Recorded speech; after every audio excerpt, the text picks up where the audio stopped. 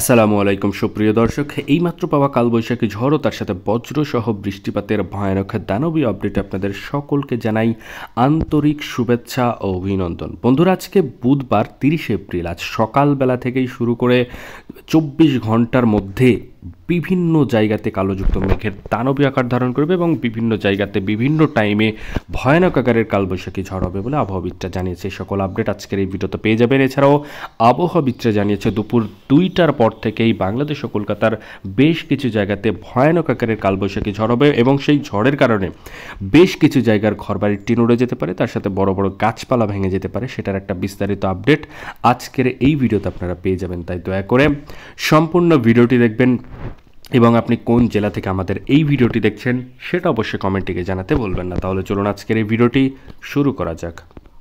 ভিডিওটি শুরু করার আগে ছোট্ট একটা রিকোয়েস্ট, আপনি যদি আমাদের চ্যানেলের নতুন দর্শক হয়ে থাকেন তাহলে অবশ্যই আমাদের চ্যানেলকে এখনই সাবস্ক্রাইব করে পাশে থাকা নোটিফিকেশন বেল আইকনটি বাজিয়ে রাখুন বাংলাদেশ ও কলকাতার আবহাওয়া বার্তার পূর্বাভাস সবার আগে লেটেস্ট আমাদের এই চ্যানেলে দেখার জন্য। তাহলে চলুন এক নজর আমরা দেখে আসি স্যাটেলাইট রাডারের মাধ্যমে বাংলাদেশ ও কলকাতার কোন কোন অঞ্চলে বিক্ষিপ্ত পরিমাণের ভয়ানক আকারের কালোযুক্ত মেঘ থাকতে পারে, তার সাথে বজ্রসহ বৃষ্টিপাতের সম্ভাবনা আছে কি নেই। চলুন এক নজর আমরা দেখে আসি।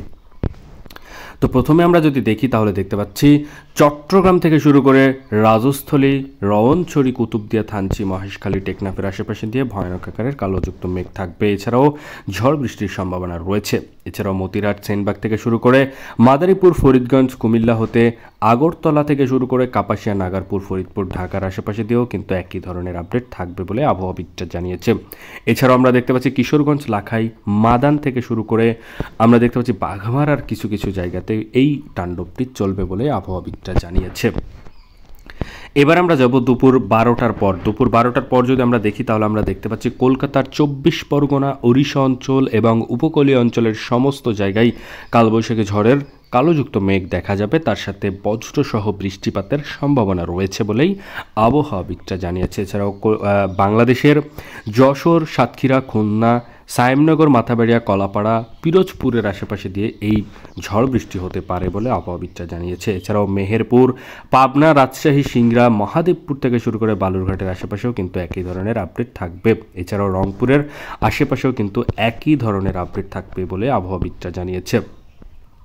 এছাড়াও সন্ধ্যে 6টা 7টার দিকে আমরা দেখতে পাচ্ছি বাংলাদেশের 64টা জেলার কম বেশি সব জায়গাতেই কিছু কিছু জায়গাতে কিন্তু আমরা দেখতে পাচ্ছি সূর্যের দেখা মিলতে পারে, আবার কিছু কিছু জায়গাতে একদমই সূর্যের দেখা মিলবে না। তবে ভয়ানক আকারের যে কালবৈশাখী ঝড়ের মতো কালোযুক্ত মেঘ সেটা কিন্তু দেখা যাবে না, তবে বেশ কিছু জায়গাতে আবার দেখা যেতে পারে, যেমন কুমিল্লা, ফরিদগঞ্জ এবং সেনবাগ, আগরতলার আশেপাশে দিয়ে এবং লাখাইয়ের আশেপাশে দিয়ে এই কালোযুক্ত মেঘ দেখা যেতে পারে, তার সাথে ছিটাফোঁটা বৃষ্টিরও সম্ভাবনা রয়েছে।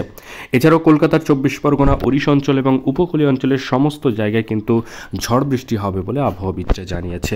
এই সকল আপডেট আজকের মতোই ছিল ভিডিওটি কেমন হয়েছে অবশ্যই কমেন্টে জানাবেন, আর অবশ্যই এই ধরনের আপডেট পেতে চ্যানেলকে সাবস্ক্রাইব করে সাথেই থাকবেন। ধন্যবাদ সবাইকে ভিডিওটি সম্পূর্ণ দেখার জন্য।